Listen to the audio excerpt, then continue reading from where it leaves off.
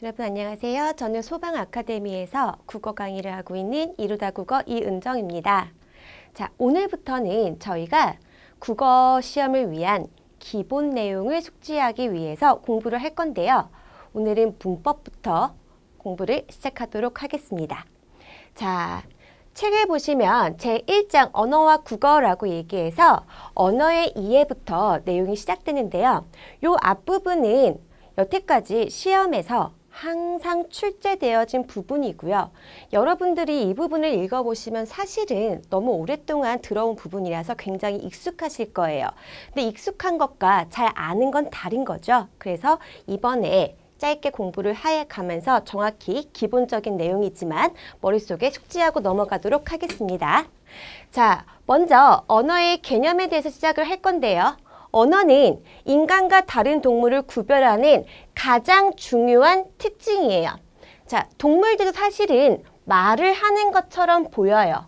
뭔가 슬퍼 보이기도 하고 짖기도 하고 그러죠. 하지만 걔네들은 그냥 우리가 신호를 보낸다라고 얘기하지 언어를 사용한다고 얘기하지는 않습니다. 그렇기 때문에 언어는 인간만이 가진 중요한 특징이다라고 얘기할 수 있고요. 또 언어는 왜 쓸까요? 상호 간에 의사소통을 하기 위해서 쓰는 것이 바로 언어죠. 동시에 언어는 형식과 내용을 갖고 있는데요. 형식이라고 얘기하는 건 뭘까요? 우리가 음성의 형식을 사용해서 뭐합니까? 말하게 하고 있죠.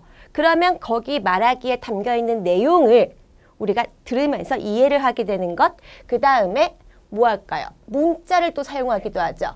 자, 문자의 형식을 이용해서 또 쓰기를 하면은 읽음으로써 그 내용을 이해하게 되죠. 그래서 이렇게 형식과 내용을 가지고 있는 기호체계다라고 얘기를 합니다. 그래서 우리가 언어는 기본적으로 기호성을 가지고 있다라고 얘기를 하는 거예요.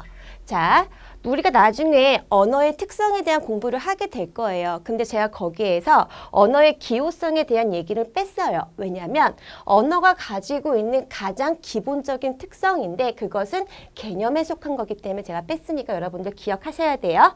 자, 언어는 형식과 내용을 갖춘 기호체계이다. 그래서 기호성을 갖는다. 그 다음에 두 가지로 되어 있죠. 그래서 우리가 이원성이란 말도 얘기를 해요. 근데 이원성이란 말은 보통 책에 나오지 않아요. 제 책뿐만이 아니라 다른 분들의 책에 나오지 않을 거예요. 그럼 여러분들은 쉽게 그냥 기억해 두시면 돼요. 자, 언어의 기호성, 이원성 같은 개념입니다. 그래서 기호성과 이원성, 언어의 개념에 속하는 걸로 같이 포함해서 기억하시면 되겠지요. 그럼 넘어갈게요. 자, 언어, 음성 언어와 문자 언어가 있죠.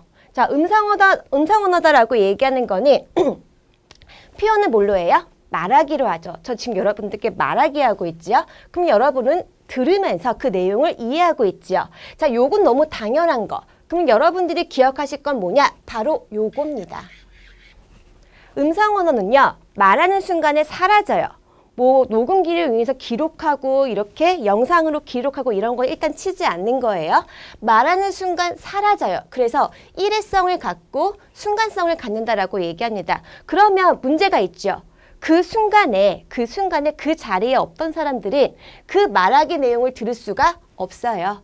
그렇기 때문에 언어는 시간과 공간의 제약을 받습니다. 어떤 언어가? 음성 언어가 일회성, 순간성을 갖기 때문에 시간과 공간의 제약을 받는다. 요거는 음성 언어와 문자 언어의 가장 큰 차이점이거든요. 그러니까 기억하시면 좋고요. 또 나쁜 것만 있는 건 아니에요. 좋은 게 있어요. 얼굴과 얼굴을 마주보고 얘기하기 때문에 그런 음성 언어 외적인 즉 부수적인 표현을 동반시킬 수가 있어요.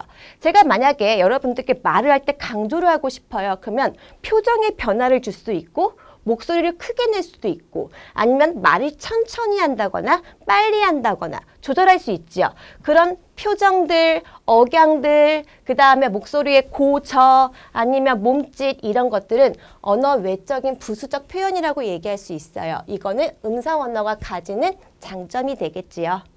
그 다음 문자 언어 같은 경우는 자 음성 언어 표현은 말하기, 문자 언어의 표현은 당연히 쓰기. 이해하는 거 어떻게 해요? 여러분들 읽기죠. 문자를 읽기. 그 다음 자 여기서 이게 중요합니다. 얘가 이런 것들을 가지고 있었다라고 얘기하면 문자 언어는 이런 걸 가지고 있어요.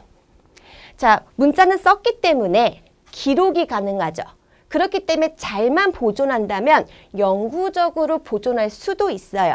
당연히 보존성은 여기에 들어가는 거겠죠. 그렇기 때문에 공간, 물론 시공간이겠죠. 시공간의 제약을 받지 않습니다. 그 다음 얘 같은 경우는 쓰는 것이기 때문에 사전에 글을 쓰기 전에 계획이 가능하고요. 글을 다 쓴 후에는 수정도 가능해요. 자, 문자 언어가 가지는 또 하나의 장점이라고 얘기할 수 있겠죠. 그렇기 때문에 얘는 음성 언어보다는 좀 더 많은 내용을 좀 더 정확하게 왜겠어요? 계획하고 수정할 수 있으니까 좀 더 정확하게 체계적으로 표현할 수 있는 장점을 가집니다. 자, 여러분 음성 언어, 문자 언어 같은 경우는 여러분들 초등학교 때부터 계속 해온 얘기예요. 근데 지금은 어떻게 기억한다? 그 차이점도 같이 기억한다.